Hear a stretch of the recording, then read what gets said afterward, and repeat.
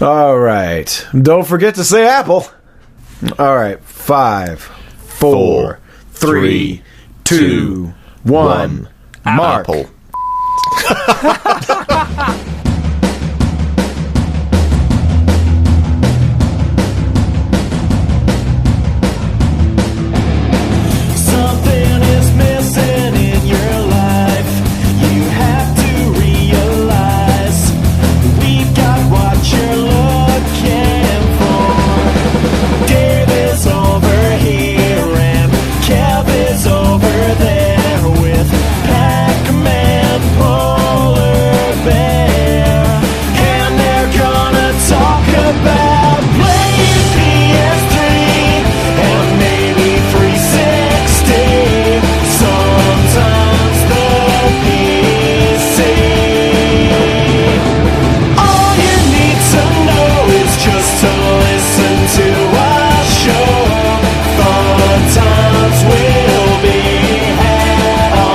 Big Red Barrelcast. The Big Red Barrelcast.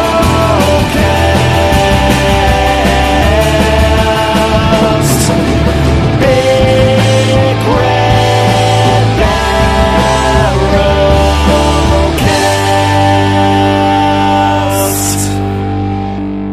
Barrelcast. What's up, everybody? We're podcasting again. That's what we're doing. It's the Big Red Barrelcast, representing various parts of the current and former British Empire. I'm Dave here in the US of A. PacManPolarBear is in Canada, A.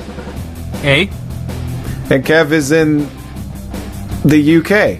If I cut out part way, it's because I'm doing all my computations in the cloud. To the cloud! You know, if you hack that, you won't have that problem anymore. That's what I need is an offline mode. Offline mode. We can't do an offline mode. It's not part of our vision. It's alright, I got a hacker over here. He's dealing with me right now. He's up in my plugs, as it were. Sorting me out. Whoa. What you do on your own time is none of our business. Can be if you want. Just saying. Turn on your camera. Get involved in my offline mode. Let me see what's up on the Skype camera. I don't even know where this is going anymore. It's going in your plug. That's where it's going. SimCity. F*** you in the goat ass. Everything about that game, the better you get at that game and the more you learn, the more you start to hate it. Yep. Every hour that I play SimCity now is just increases my level of dissatisfaction with it. It. This isn't on the agenda, but let's just bitch about SimCity for the moment, because me and Pac-Man have got some stuff to say. That game doesn't work. They made a bad game. Even when you get to log in, they made a bad game. It's just the more you learn, like once you actually start to learn the mechanics and learn how things are supposed to work in theory, and then you look at it in practice, you're like, that doesn't actually f***ing work properly. Like, This is that just at a fundamental level, the simulation of SimCity does not work properly. And it's not just traffic. It's not just the way the agents go from a home to a workplace or any of that stuff. I mean, just top to bottom, it's a half baby step ahead of what SimCity 4 is, and in almost every important way, SimCity 4 is superior. Right, SimCity 4 in the UK is £10 right now on Steam. Go and buy that, everyone.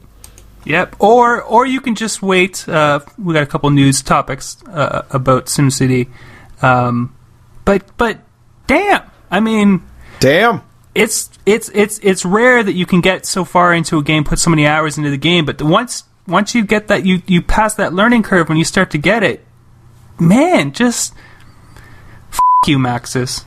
Wow, remember last week when it was all EA hate? EA done f***ed up because they wanted to get the game out before the fiscal year. Now it's all Maxis done f***ed up. And we were being quite defensive of Maxis last week as well, independently. And now we've had time to actually dig into it a little bit more.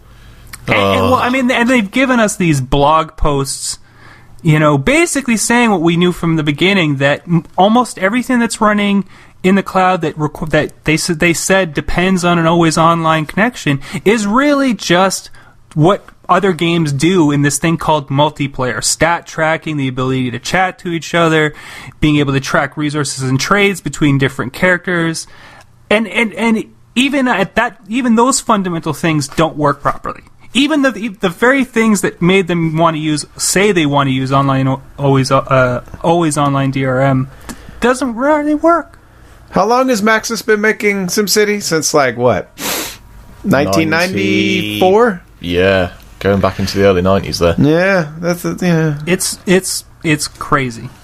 It's crazy. And by the time the show comes out, my full review of SimCity will be out.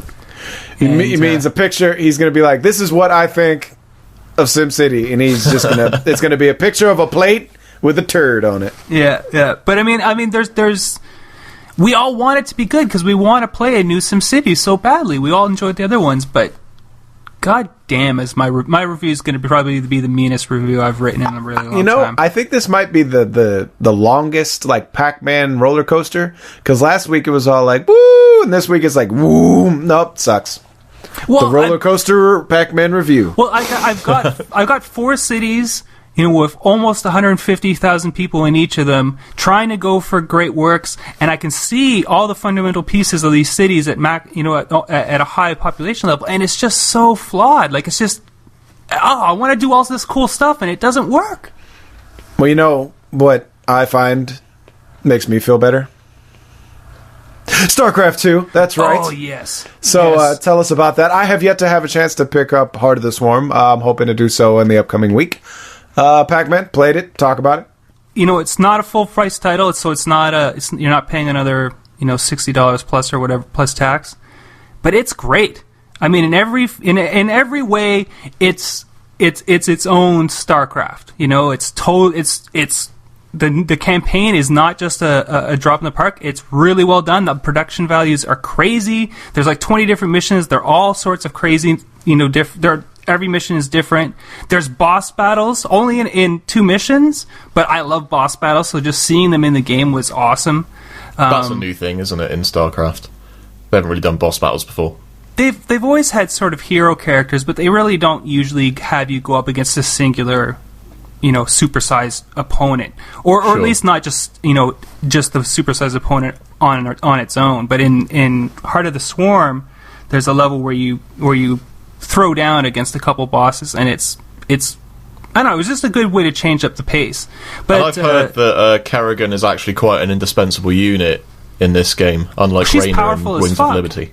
Yeah. It's crazy because Heart of the Swarm's all about evolution. So Kerrigan herself, every time you earn more levels, she gets more and more powerful, and you get to choose from a pretty, I think, 3, 6, 12,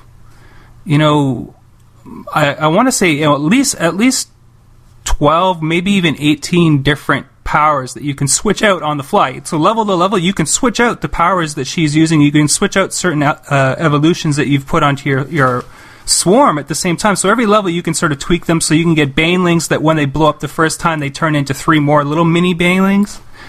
Or like if you kill someone with a roach, they then turn into a little tiny roach. Like and it's all about playing the numbers game. So like you're the swarm, so none of the levels have you fighting with only a couple of levels have you fighting alone. Most of them have you commanding max population at all times, and you're just swarming over everything. So if you don't that's how you play Zerg. Yeah, but Zerg Rush, baby, Zerg Rush. The only thing I'll say about the campaign is if you play it on normal, if you're playing Heart of the Swarm, you've obviously already played StarCraft before, so you know what you're doing. So if you're playing on normal in Heart of the Swarm, it's ridiculously easy. Like you almost don't even need to be paying attention. You could just swarm over everything. So if you gotta at least play on a harder setting. But multiplayer is still the brutal, super highly balanced, chess game in video game form that we all sort of love. I mean, the only thing with the balance now is because now that it's gone live, there'll be a lot of balance tweaks in the next 2 months. Because, once you have max population, you start to see people abuse certain strats and whatnot. But the addition of so many air units, awesome. Game changer. Well, I mean, between, a lot of them getting a new air unit and the Zerg getting swarm hosts so that the Zerg can now effectively siege someone. And or camp to a certain degree with their swarm hosts too. I mean, they can do a lot of damage between having swarm hosts that can basically provide almost like almost what siege tanks can provide, and then having these Viper units that can grab someone and then pull you into range of all your guys to shoot them. It's nasty to play as the Zerg, and single player campaign has like 10 or 15 units that you don't even get to play in multiplayer. Well, that was the same with Wings of Liberty as well, wasn't it? Yeah, it was. Yeah. Well, it sounds cool anyway, man. I really can't wait to get into it. I'm leaving it on my sort of pile of shame for the time being, because there's a lot of games coming out this month and next month that I want to get around to, but I'll get around to it later in the year, and I can't wait for it. The only thing I'll say is I missed, in Wings of Liberty you got to play like a little Protoss side mission. You get to play a little bit with the Terrans in this, but you don't get. There's no Protoss missions in the campaign this time, which is I would have liked a little bit of that, but well, that means in the next one it's going to be all Protoss all the time, baby. How many years are we thinking until the Protoss game? Another 2? 3? Because bear in mind, it's been 3 years since Wings of Liberty at this point. Has almost. it really been 3 years? Oh my! Just goodness. over 2.5 years, yeah. I guess it'll be another 3 years. I don't care, dude. They can keep putting out expansions every 3 years. I'll buy them. Yeah, man. I mean, if they're as good as this one is, I mean, this is a significant expansion. I mean, it's no joke. Yeah. And the story matches up. I know people have been complaining that, the whole Raynor Kerrigan love story doesn't make sense, but they address all the stuff that even happened. Of course it makes sense. She's hot. Haven't you seen her? Well, people like to quote that, at the end of Brood War, he's all like, I'm going to kill the Queen of Blades, blah, blah, blah. And then in the new one, he's like, oh, I love you, Kerrigan. They actually address that in Heart of the Swarm. So if you see people making that complaint against Heart of the Swarm, that's your instant way of saying, oh, my, you haven't actually played the game you're talking about, so your opinion doesn't mean Damn. Damn. But you know what does mean going from the crack house to the White House. Saints Row 4, baby. Greatest title ever. Yeah. It's awesome. I'm still a little disappointed they haven't gone with the next chapter in the Saints Row franchise. Wait a minute, I got that wrong. The next great chapter in the Saints Row franchise. That was what they originally named it.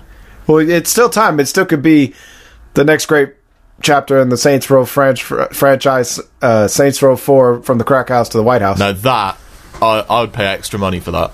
That the long title edition. Yeah. But it is a great title. But they released a trailer. You got the superpowers. You're apparently going to be running for president if you're not already president. There's going to be monsters and giant cans of Saints Row juice. And apparently lots of partying and dancing on cars. Absolutely. Do you guys remember which DLC pack it was in Saints Row 3 that gave you superpowers temporarily? The last one, the Trouble with Clones. The Clones one? That was brilliant. It was. I loved the superpowers bit. Running around the city faster than any car, and then whenever you hit the punch button, a car just flies 30 feet. It was fun as Saints Row 3. I don't think everyone was sort of ready for how addictively fun that series ended up, that game ended up being. Because Saints Row 2 was alright. Yeah. Well, that's the thing. Saints Row 2 was like, oh, we just decided to make a bit of a funny version of Grand Theft Auto. And Saints Row 3 was, guys, we're making video game the video game. Yeah. And it's got everything in it. Yeah. It's got a Tron level. It's got a, what is that called, a word game? Oh, god damn, that Tron level was so good. Mm-hmm. It's got dildo bats. It's got helicarriers. It's got VTOL aircraft. You can call in airstrikes. It's got a giant ball of yarn that you can drive around town. Yeah. And it's got zombies. Yeah, they got zombies. Now there's, and 4 is going to have aliens and superpowers. So now all they really got, what do they got left? Dinosaurs, time travel. Burt freaking Reynolds. Yeah, I mean, they had Burt Reynolds in the first one. I mean, that's pretty... And he wasn't even like a DLC. Like, he was actually in the game for real. Yeah, man. I'll still go back and play it today, and I'll, go through some of the little side missions or whatever, and sometimes I'll be like, oh man, I'm in a jam. I'm calling Burt. Yeah, man. Who else would you call? He'll pull up in his bandit mobile. Be like, I'm gonna show you how it's done. It's awesome. I could play that game again tomorrow and be perfectly happy. Oh yeah, why wouldn't you be? There's mascots out there. They need to die. Those damn furries. But it's pretty crazy. Like, we knew Saints Row 4 was in development because it was originally going to be the Dominatrix or whatever it was called DLC, and they just decided to make it into a full game. So this game's been in development basically since Saints Row 3 launched. But August 20th isn't very far away. Nope. It seems a bit rushed. I question whether they're using the same map or not, because that would explain why it's so quick. Well, they're obviously using a lot of the same assets and a lot of the same engine. I guess they could use Steelport again. Well, I'd assume you're in DC now. Well, yeah, probably. I don't know. It seems a bit quick, unless the White House is in another make-believe city. Or they've just moved the White House to Steelport. Now that would be great. That's gangster right there. I don't care what you say. I don't know. I have high hopes because I likes the Saints Row. Because no one with the Saints. Yeah, man. I want Johnny Gat to come back. Yes. Yes. That's how important it is we said it exactly the same time. Great minds. Yeah, dude. I love Johnny. I was really sad he wasn't really in the third one. Because Johnny Gat was the best thing about the first two games. Yeah, but he's got a big head now. He's like, oh, I'm on Hawaii, Hawaii 500. I can't be in no video game no more. I can't be walking around, crying over Aisha. but that is the guy who plays Johnny Gat is and his name Daniel Kim. I think it's Daniel Kim. Yeah, he's on Hawaii 500, which is a super freaking mediocre show. And if you watch that, shame on you. It is. Now here's the funny part. In Saints Row, the second one, the guy who did the Cockney accent was on The Nanny. Weird.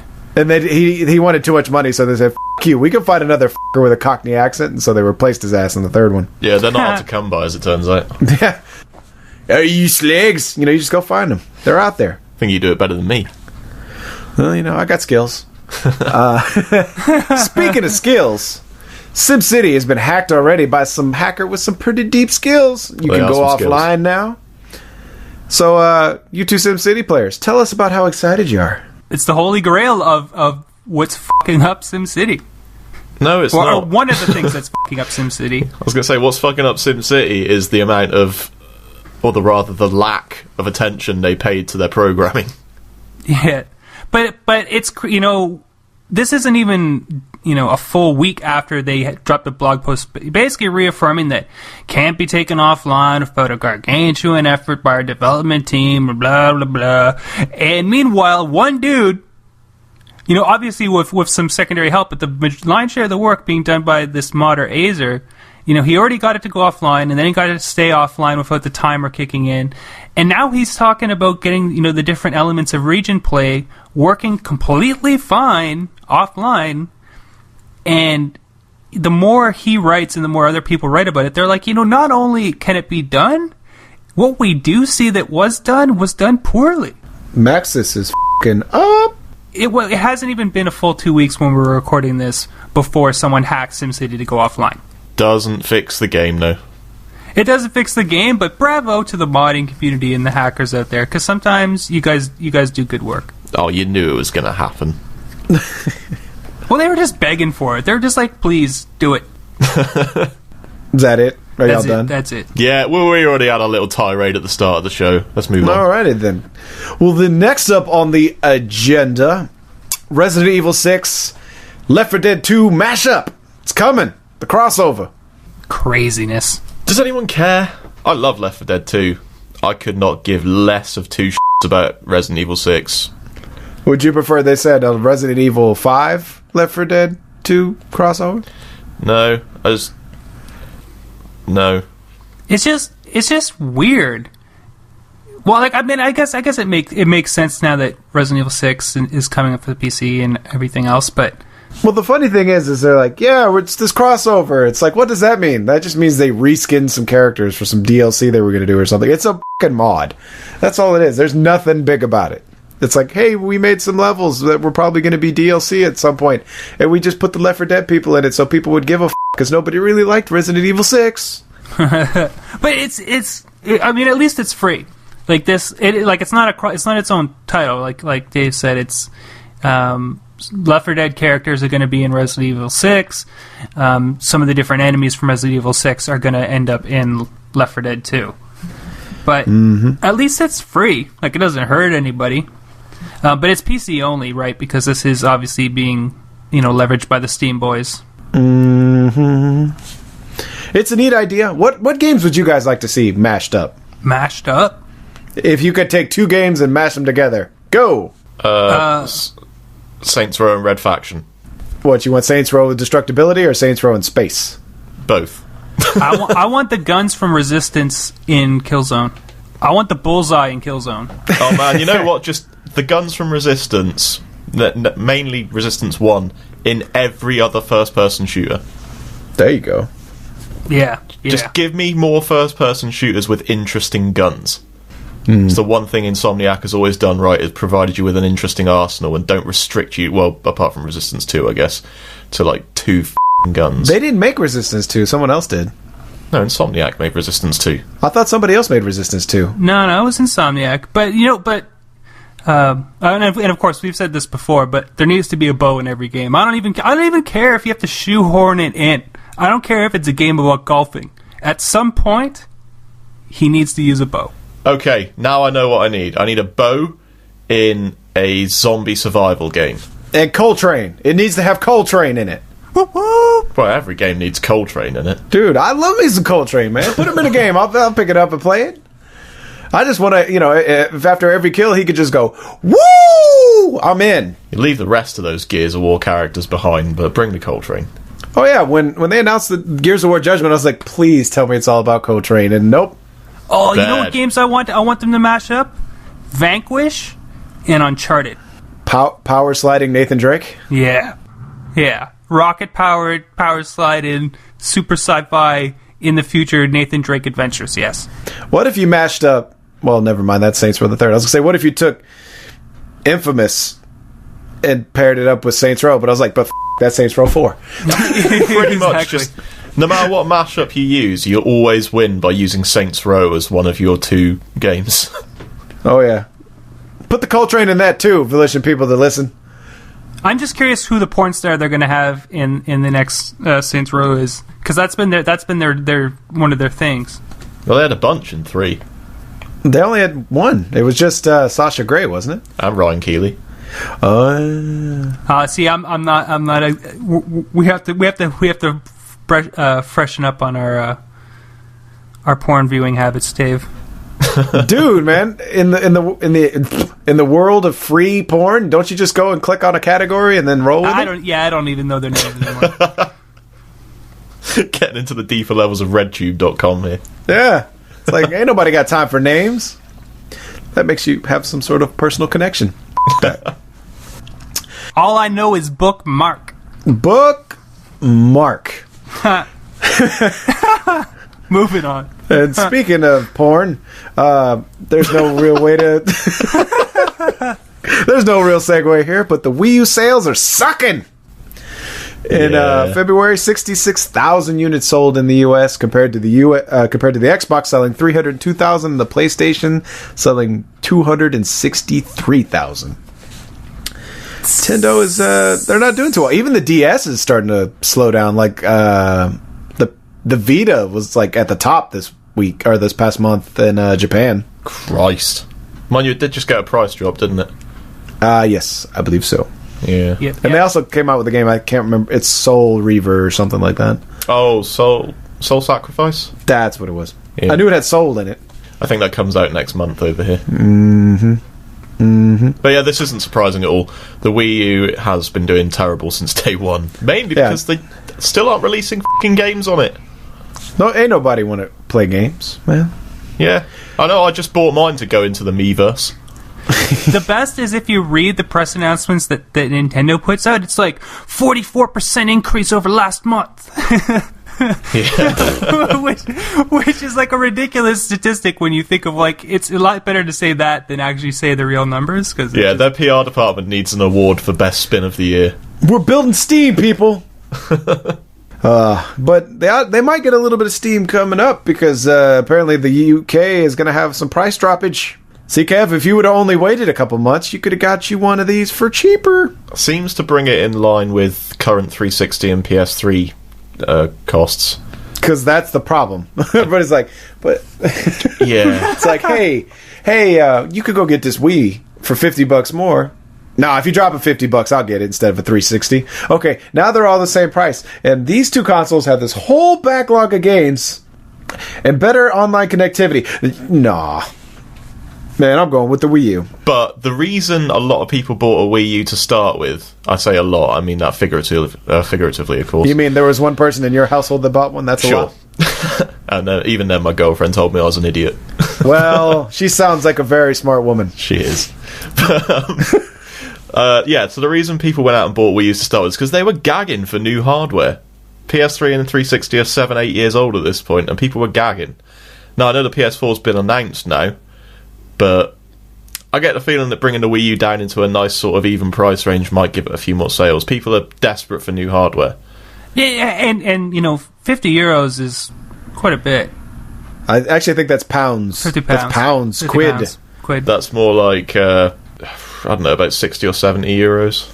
Yeah, so I mean that's more than a couple bucks. But that's just in the UK. Price drop not coming North America's way anytime soon. Well, I imagine they're waiting to see how it goes over here first. Well, I mean the sales will go through the roof the minute they start. They come back up to marquee titles.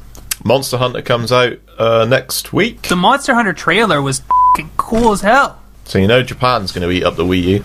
Yep.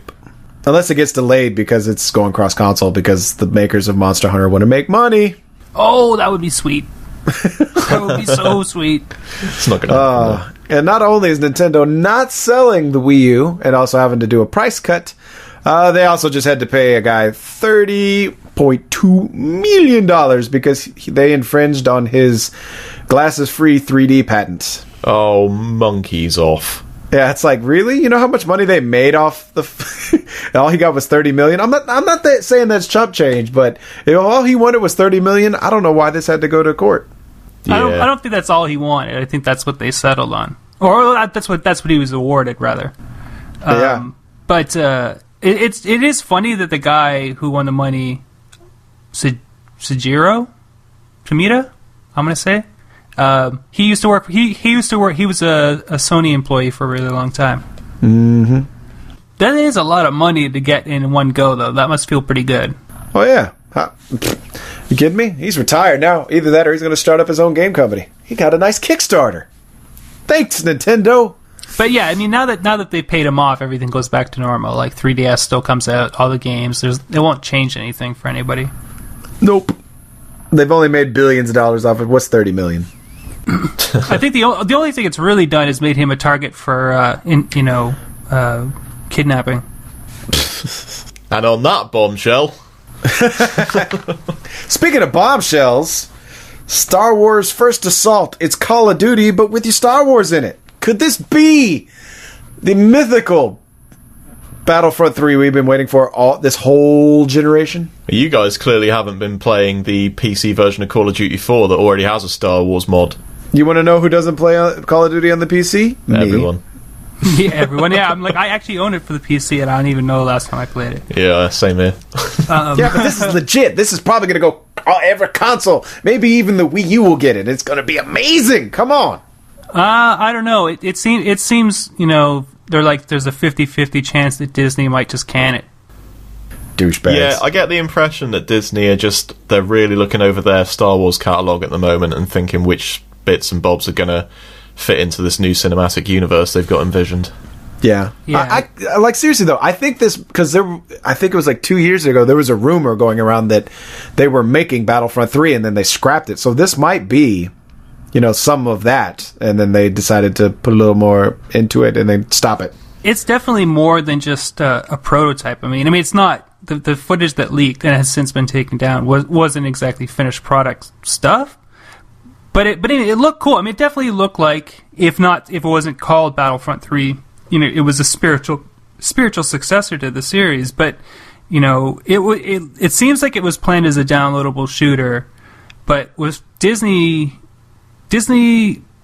no one knows what the they're gonna do. I don't know why we're swearing so much in this episode.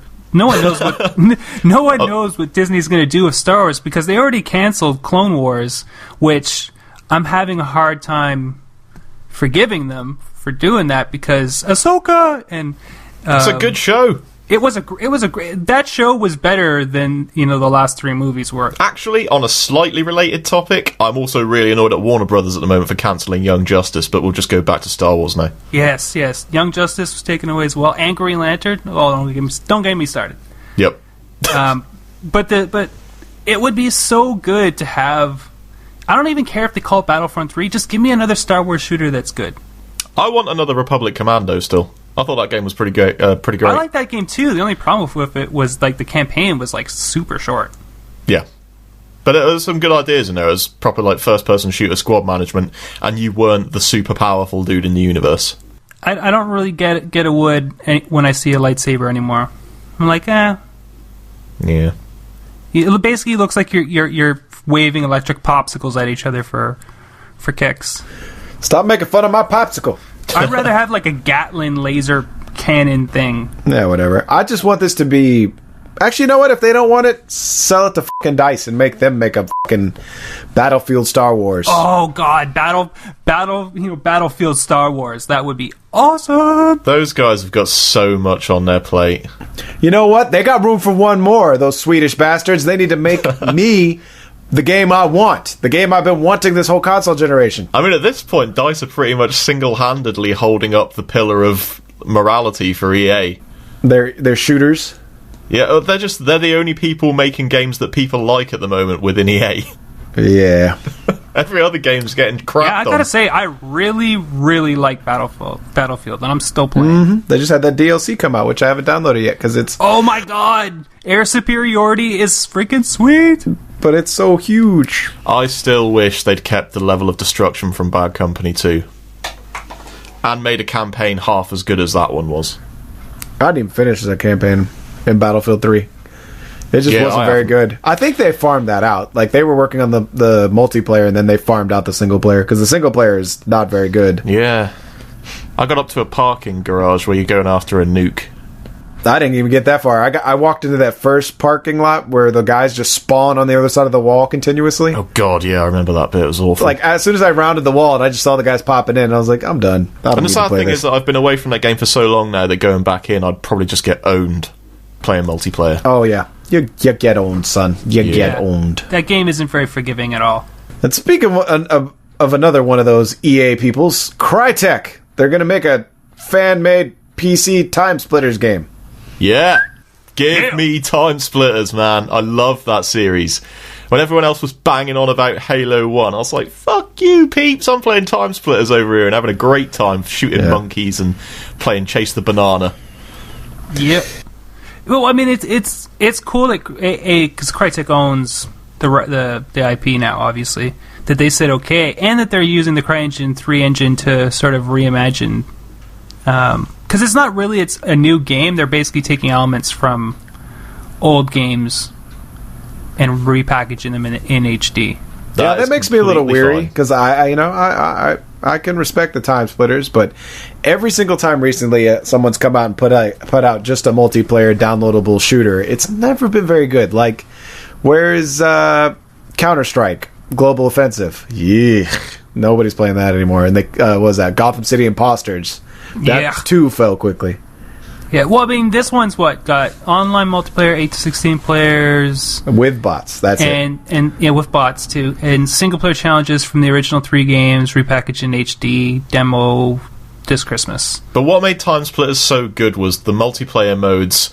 You had your standard deathmatch and team deathmatch and capture the flag, but you had so many other ridiculous games you could play. Halo's got Griffball, sir. Well, I mean, it could be good because it's got former Free Radical devs working on it, which is the crew that made Time Splitters. Currently making Homefront 2, I believe. Yeah. Or the studio that once was Free Radical, anyway. Yeah. Mm-hmm. That's so sad. We're not going to talk about Homefront 2. No.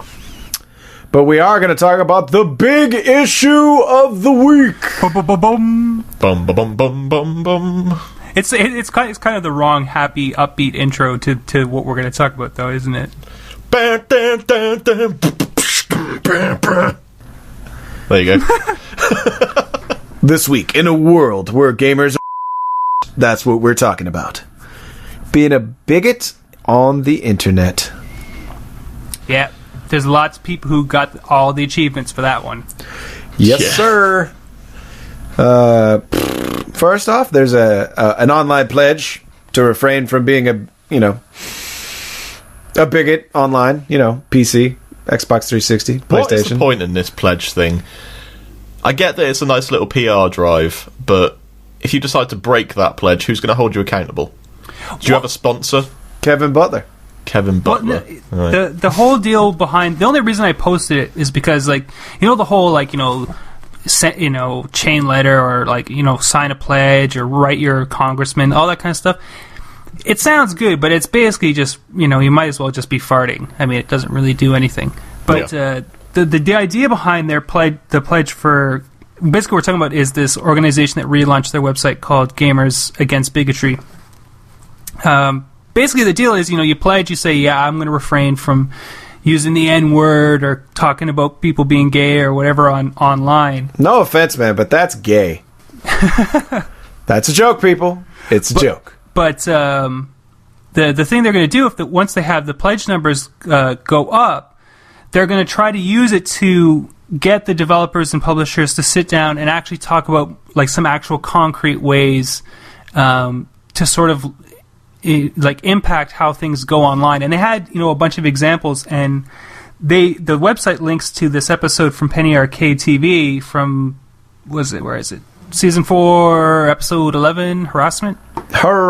And it's basically just somewhat practical ways that, if the public puts enough pressure on the people who make and control the services, that we could get them to put in tools and assets that allow us to have a good time, but still block the trolls from ruining it for everyone else.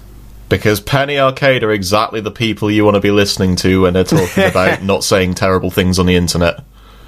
Well, no, I mean, the Penny Arcade TV's got, a number of different people involved. And the initiative is actually put together by, people from all over the industry, a couple university professors, and something else. But I mean, the whole deal behind it is less about, pledging and hoping that does something, and more about getting enough numbers, showing, being able to go to developers and see, like, we have X amount of people who really, really want you to do so and so. And some of the ideas that came from that Penny Arcade TV episode are actually pretty good. Yep. But the thing is, some of this stuff is kind of already in place. I just don't think it's enforced. Like Xbox, you can report a player for, foul language or whatever, and you can report them. But if they don't get a certain number of reports, they're not going to say anything. So it's all you apathetic motherfuckers out there that aren't reporting the asshole that told me what color my skin is and that I like guys. I heard something about the League of Legends pro gaming stuff lately. I don't really know much about that. I heard League of Legends has the biggest in the world playing. Yeah, they've got some pretty bad people, and one of their top teams has just become kind of known for just being hateful bastards during games to the other teams. And what's the name of the company that is it Ruin? Riot. Riot. That's it. So Riot have banned them from the league temporarily because of their foul language. But dude, they'll ban you for anything. Chris Palladino, like a guy I know, he got banned for reporting people too much. See, that's where the system breaks down, because when it comes to, if you hack a game or you get cheat or you glitch or whatever on purpose, I've seen massive ban hammers come down. I've seen like blog posts where they're like, we just banned 10,000 people for messing around with the system, because they're directly affecting the quality of the game and in turn money. Damn money. But when you're just a bigot online, I think companies are much more gun shy about permanently banning people from things that they purchased of, and the legal consequences of doing that in the numbers that it would require to make a difference to the community, because it wouldn't just be one or two people, right? Yeah. And I think that makes them really sort of wary about doing it. But the other thing is, I've reported people. I know you guys have. I have never... Actually, one time, dude, one dude was being so... Like, there's you expect that typical ignorance where the guy's just going to drop the M-bomb or tell you you're gay or whatever. But this one dude, like, he was just being a hateful racist, and I literally, like, contacted one of my friends at Microsoft, and I was like, I would like to get this dude banned because of this. Can you please tell me who I need to talk to? And I actually talked to somebody. He got banned for like 2 weeks or something. See, like, if you got to know somebody, but it's crazy. Like, I barely ever see any effect, and I certainly have never seen any permanent effect from reporting people. But I mean, it's a good idea just to, you know, pledge that you're not going to be, like, doesn't mean you don't have to, you can't swear, because we obviously swear all the time. But it just means that you're not spewing hatred at people. And exactly. And one of the things that's sort of included in this that we all do, and we all probably shouldn't do, is how casually we're all using rape, especially when we're playing shooters and stuff like that, and fighting games. Like, I hear it in those two genres the most. And it's way beyond punctuating a sentence once in a blue moon. Yeah, that is one particular word that I have in the last 5 years come to stop using casually in conversation. I used to use it all the time just to sort of accentuate a sentence for no good reason, just to make a sentence hyperbolic for no good reason whatsoever, really. But then I got to know people in my life that have been through certain things that I won't get into on here, but yeah, I don't use that word anymore if I can help it. But it's definitely one of those things that we all do, and we all probably shouldn't be doing it. And it's hard to do. And the worst thing about the whole rape commentary when you're playing games, is that's a modern thing. I've been playing video games for more than 20 years, which sounds crazy. It makes me sound super old. you are old. Yeah, man. But I've been playing games for a really long time, and it's only basically the last generation and a half, 2 generations, where that's really become the mainstay. Well, that's because we could start talking to each other. Well, but I mean, I've been chatting and playing video games on the PC for 10 years before that, and it was never an issue. And it was also not an issue when you went to LAN tournaments back in the day either. Whereas you can go to some of these tournaments now, and it's vicious. Like, the stuff people say is like horrible. Oh yeah, there's a video in the show notes, that cross assault episode, where that dude was just fucking going after that chick. That it's like, dude, you creepy fat f***er. And it was way beyond, passing commentary. I mean, when you're taking the time to talk about how a girl smells and stuff, and like questioning stuff while she's playing. Yeah, be like, how big are your titties? What size is your bra? Yeah. How are your thighs doing? Tell me about your thighs. Will you wear a skirt tomorrow? It's if you look at it, it's out there. It'll be in the show notes, but it's like 13 minutes of this dude just like talking to this girl who's on his team, mind you. No, he was on the opposite team, wasn't he? No, he was on her team because, like, apparently he was the quote unquote coach. Oh man, it was just really bad. And she's competing in a tournament while this is all going on, and you're just like, I can't believe that gets away with. But in terms of like some of the stuff that they were suggesting that could be done, was services in certain games have the ability to stat track how many times someone's been muted. Mm-hmm. And if they just look at their system and this person gets muted a disproportionate number of times, maybe we should just have them automatically be muted for every match. So if you want to hear them, someone would have to go in and unmute them from the drop down menu or whatnot.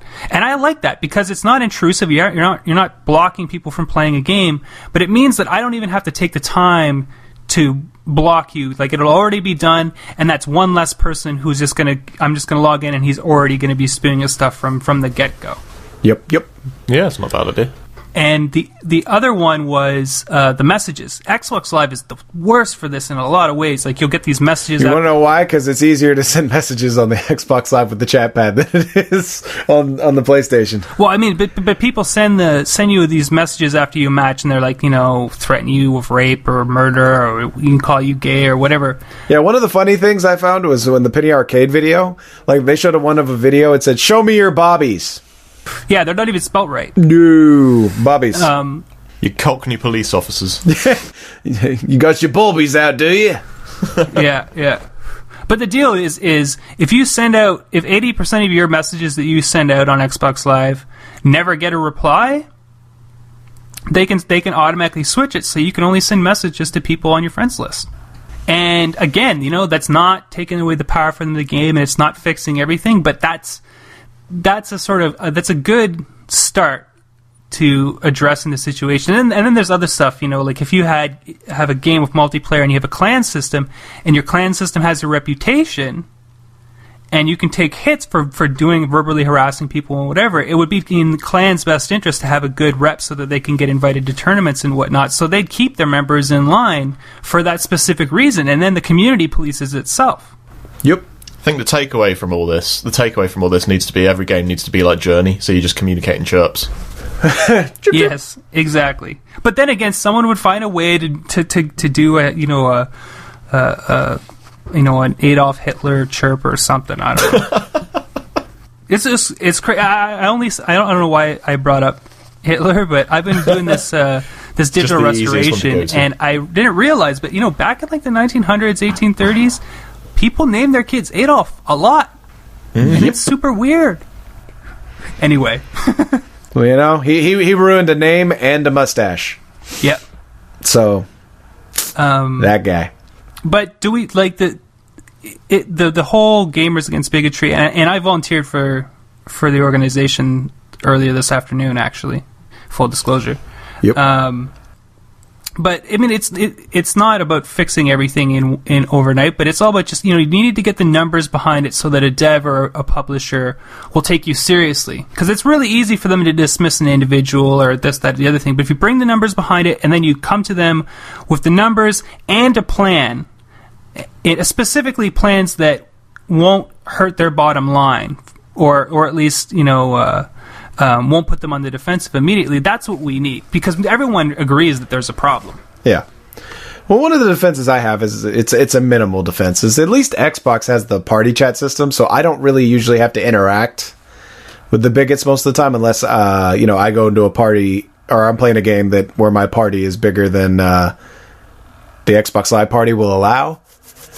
Like if they could increase the number of that from 8 to 12 or something like that, we probably wouldn't have this problem anymore, because you don't have to get online and talk to those people. And when I do, I try to, for lack of a better term, I come at them, bro. I'm not afraid. You tell me what color my skin is, I'm going to thank you for telling me my dick is bigger than yours. Ha!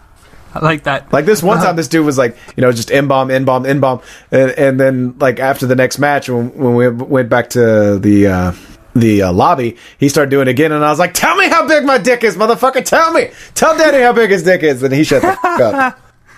But, I mean, I just wanted to get to a point where, like my nieces and nephews, who aren't really that old, they're, the oldest one's 7.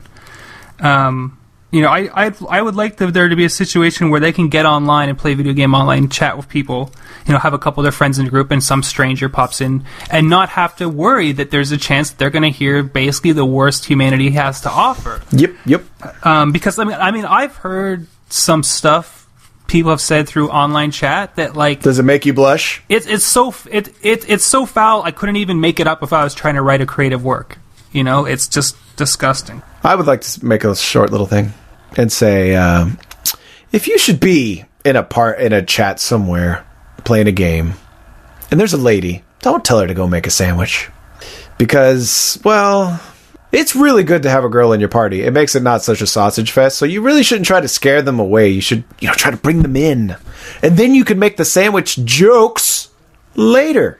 Yeah, I gotta admit, I do use the I don't use the sandwich joke against female players, but I definitely use it against other dudes. And there's a lot of stuff I don't I shouldn't say, and maybe I'll get around to eliminating that one as well. But I need something. I need some go-to. But I mean, even that one is sort of an implication of other things. But I mean, calling someone a dingleberry just doesn't have the oomph that I'm looking for. I need a new. No, you got to ask them if they have sand in their vajayjay. Yeah, I mean, there's all sorts of these digs that we don't really think about, but they have a little context behind them. I pulled that out on someone the other day. They were like bitching about something. I was like, everybody else here is having a good time, but for some reason you're out to ruin it. Do you have sand in your vagina? Is that the problem? And he was like, man, f*** you. I think at some point you got to understand. You got to go back to that Louis C.K. bit he did in one of his stand-ups where he said about certain words meaning something that, even though they came from a certain place, it doesn't mean that anymore. Like, in his situation, he said the word faggot. To him, it has not meant ever, oh, you're a gay person that I don't like. you're being a faggot. And maybe that's the thing that that particular word shouldn't be used, but I get his point. Yeah. Nick Swartenson does something similar. He's like he was saying something, he's like, dude, that's gay. And he's like, when I say that, I don't mean being a homosexual. He's like, some things are just gay, like fanny packs. Yeah, like you're not necessarily being pejorative. No. Remember when gay used to mean happy and queer used to mean weird? Yeah, Yep. but I mean, those those certain words will only pass over into the realm of acceptable once it really becomes the overwhelming majority viewpoint, and we're got to take away the power. Yeah, I mean, we're far from that. Far from that. I mean, it's the same thing with the N-word, and rap music has made the N-word, a little more commonplace, but we're still a really long way away from white people being able to use the N-word whenever they want. Exactly. I work, it's a mixed bag of people I work with, of all races representing, and when we'll be listening to rap music or something, and I'll be like, hey, it's a crazy motherfucker named Ice Cube from that gang called That Word Dave Can't Say with Attitude. I'll say things like that just because I'm sensitive. Yeah, I think at some point we've got to reach a happy medium where, you try not to use these words that are deemed offensive, but at the same time, people need to learn to not be offended by those words. Mm-hmm. Yeah. And it's a tough bridge to build. Well, I think the big problem is people don't take the intent as much as they do the word. Yeah. Like if it's not hateful, I don't think it should be treated the same as someone who just says it. Yeah, but because it was born out of a place of hate. Yeah, but the other thing is when you're talking online, context isn't there, right? You're basically shouting into a room full of shouters. Yeah. It's even worse when it's written as well. There's literally no context. I mean, look how many times... I mean, this is a bit inside baseball, but over the years that we've all been working together through BRB and back in the days of SG, the amount of email arguments that would break out because someone said what they thought was funny and no one got the joke. Oh, God. Yeah. Thousands of emails. Thousands. Yeah, some people think they're hilarious, and then nobody else thinks they're hilarious. Yep. And then website shut down. But I encourage everybody to look up Gamers Against Bigotry, sign the pledge, give them the numbers, and I'm sure as they come up with specific initiatives and things they're going to try to do, I'll mention it again either on Twitter or on the show or on the site or something like that. But I mean, we just need to come up with some constructive ways to curb, which is probably the thing that makes, besides the fact that video games get blamed for violence, I think this is one of the things that I dislike the most. Especially because it's a minority of the gaming it's populace. There's 5% of the population of gamers are ruining it for the other 95% of us, and the fact that the other 95% of us can't step up to 5%, we got the numbers. We've just been lazy. Yeah, stop being apathetic. Report those motherfuckers. Xbox Live's got away. I don't know if PSN does. I don't think they do. Maybe the individual games might have something you can do. I don't know. And don't give homeless people your change. Give them a sandwich. Yeah, they're just going to buy booze with it. Not the sandwich, the money.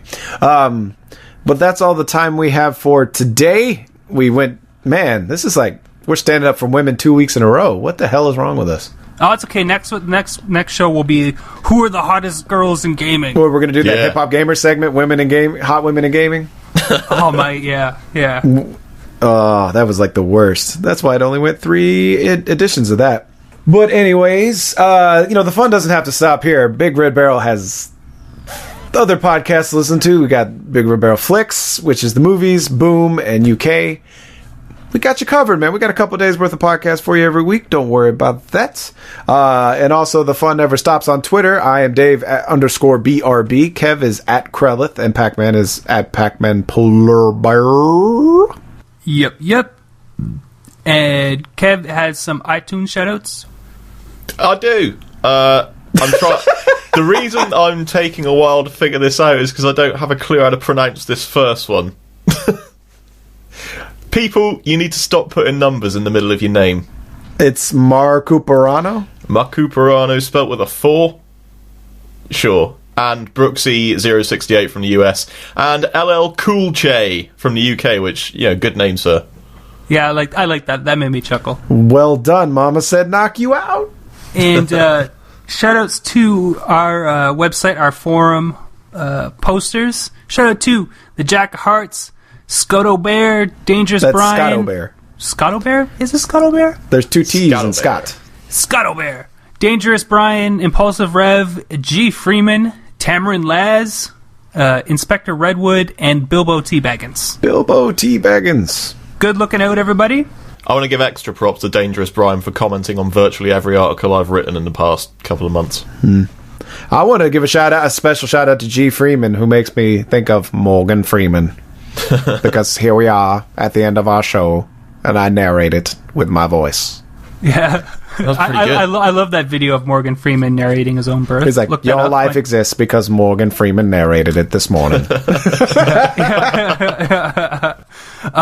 if you are a fan of the show, you've already commented, leave us reviews on iTunes, all the good stuff, and spread the word that we've got a new BRB podcast. Yeah, apparently even though we tweet it, people don't see that. Oh, Dave doesn't say anything. I was like, dude, I've been tweeting it. I know you follow me. Not everyone follows us on Twitter, so, spread the Well, word. they should. Yeah. They should. Spread the word. Follow me if you want to see the word repeated more than any other person on Twitter. That should be the name of this episode, because we swore a lot. We really did. Dave, we're going to blow up your bleep machine this week. There you are. Beep, beep, beep, beep, beep. Anyways, thank you for joining us. We'll see you again next week, right here on the BRB cast. The Burbcast, if you will. Thank you very much. Titty sprinkles. Laters. Morgan Freeman. Oh, Morgan and don't Freeman. forget, we're going to have some bonus content for all you app people. It's on the iTunes or whatever. Amazon Marketplace for your Android. Thank you very much. Goodbye.